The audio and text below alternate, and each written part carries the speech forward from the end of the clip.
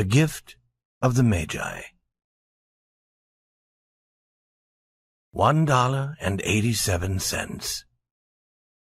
That was all. She had put it aside 1 cent, and then another, and then another, in her careful buying of meat and other food. Della counted it 3 times. $1.87. And the next day would be Christmas. There was nothing to do but fall on the bed and cry. So Della did it. While the lady of the home is slowly growing quieter, we can look at the home. Furnished rooms at a cost of $8 a week. There's little more to say about it. In the hall below was a letterbox too small to hold a letter. There was an electric bell, but it could not make a sound. Also, there was a name beside the door. Mr. James Dillingham Young. When the name was placed there, Mr. James Dillingham Young was being paid $30 a week. Now, when he was being paid only $20 a week, the name seemed too long and important. It should perhaps have been Mr. James D. Young. But when Mr. James Dillingham Young entered the furnished rooms, his name became very short indeed. Mrs. James Dillingham Young put her arms warmly about him and called him Jim. You've already met her. She is Della. Della finished her crying and cleaned the marks off it from her face. She stood by the window and looked out with no interest. Tomorrow would be Christmas Day, and she had only $1.87 with which to buy Jim a gift. She had put aside as much as she could for months, with this result. $20 a week is not much. Everything had cost more than she had expected. It always happened like that. Only $1.87 to buy a gift for Jim, her Jim. She had had many happy hours planning something nice for him, something nearly good enough, something almost worth the honor of belonging to Jim. There was a looking-glass between the windows of the room.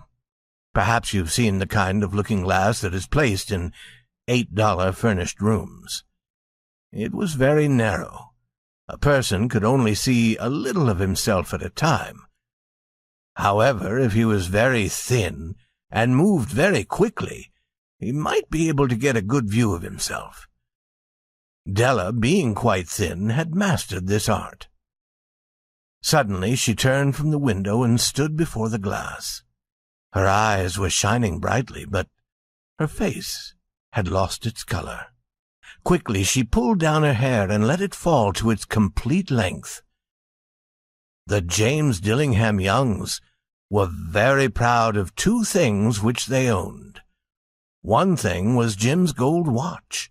It had once belonged to his father, and long ago it had belonged to his father's father. The other thing was Della's hair. If a queen had lived in the rooms near theirs, Della would have washed and dried her hair where the queen could see it. Della knew her hair was more beautiful than any queen's jewels and gifts. If a king had lived in the same house with all his riches, Jim would have looked at his watch every time they met.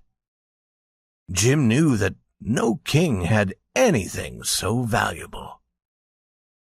So now Della's beautiful hair fell about her, shining like a falling stream of brown water. It reached below her knee. It almost made itself into a dress for her. And then she put it up on her head again, nervously and quickly. Once she stopped for a moment and stood still, while a tear or two ran down her face. She put on her old brown coat. She put on her old brown hat. With the bright light still in her eyes, she moved quickly out the door and down to the street. There she stopped. The sign said, Mrs. Sofroni, hair articles of all kinds. Up to the second floor Della ran, and stopped to get her breath. Mrs. Sofroni, large, too white, cold-eyed, looked at her. Will you buy my hair? Asked Della. I buy hair, said Mrs. Sofroni. Take your hat off and let me look at it. Down fell the brown waterfall. $20, said Mrs. Sofroni, lifting her hair to feel its weight. Give it to me quick, said Della. Oh, the next 2 hours seemed to fly. She was going from one shop to another to find a gift for Jim. She found it at last. It surely had been made for Jim and no one else. There was no other like it in any of the shops, and she had looked in every shop in the city. It was a gold watch chain, very simply made. Its value was in its rich and pure material. Because it was so plain and simple, you knew that it was very valuable. All good things are like this. It was good enough for the watch. As soon as she saw it, she knew that Jim must have it.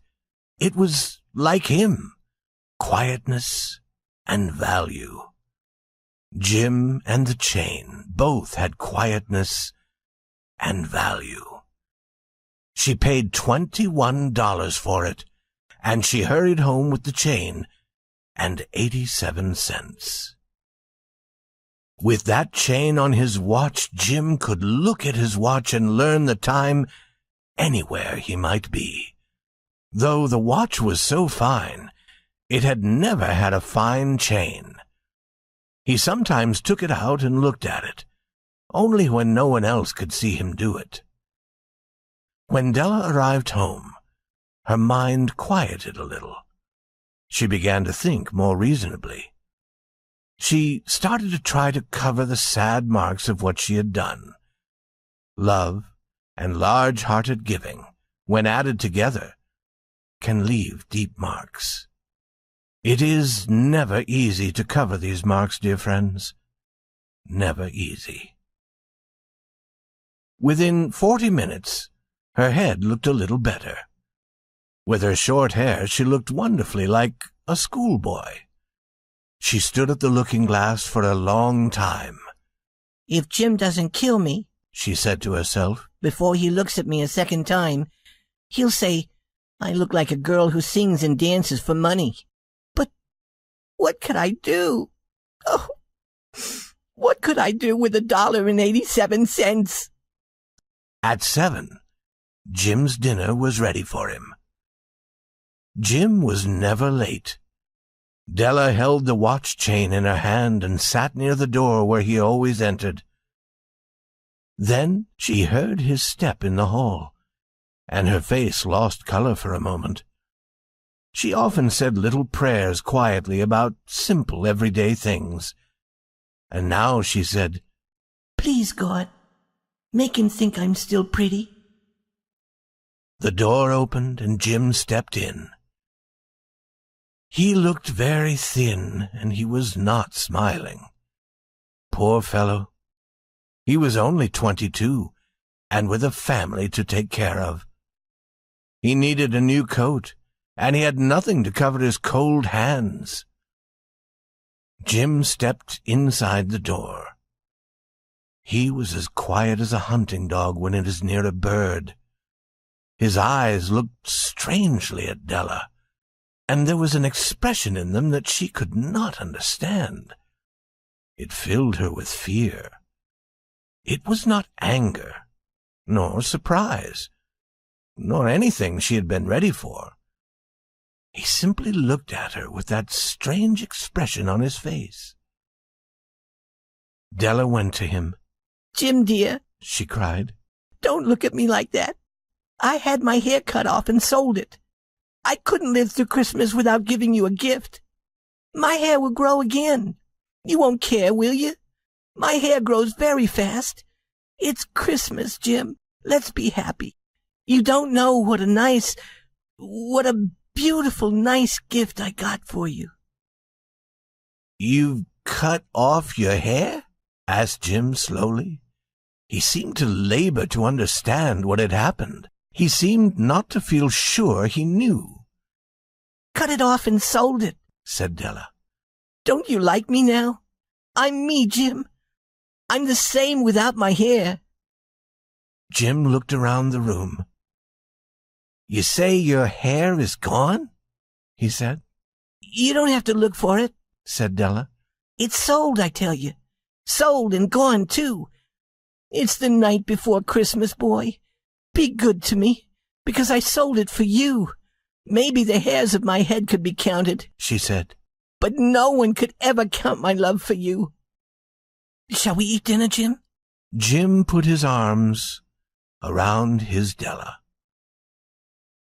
For 10 seconds, let's look in another direction.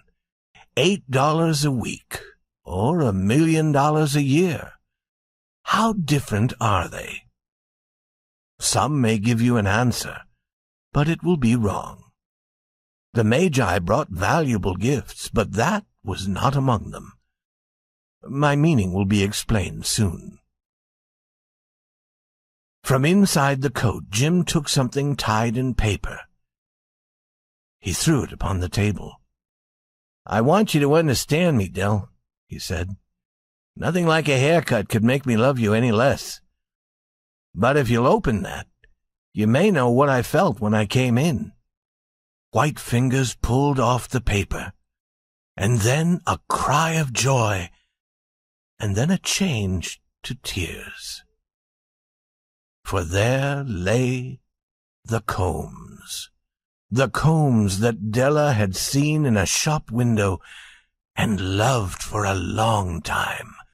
Beautiful combs with jewels, perfect for her beautiful hair. She had known they cost too much for her to buy them. She had looked at them without the least hope of owning them. And now they were hers. But her hair was gone. But she held them to her heart, and at last was able to look up and say, My hair grows so fast, Jim. And then she jumped up and cried, Oh, oh! Jim had not yet seen his beautiful gift. She held it out to him in her open hand. The gold seemed to shine softly, as if with her own warm and loving spirit. Isn't it perfect, Jim? I hunted all over town to find it. You'll have to look at your watch 100 times a day now. Give me your watch.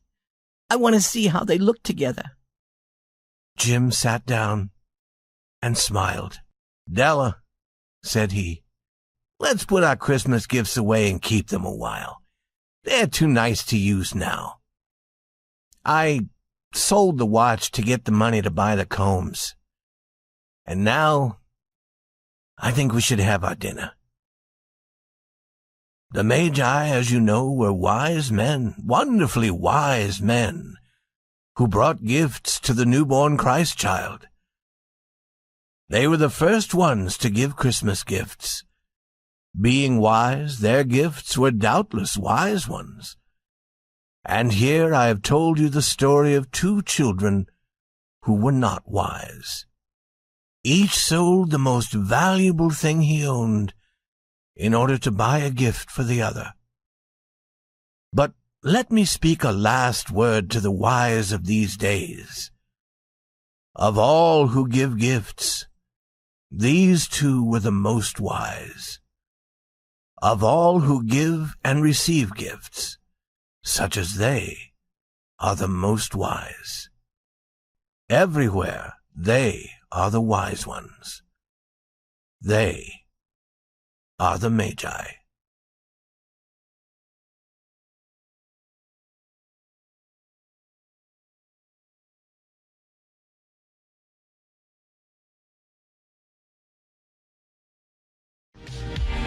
your friends all say you're fine, buddy.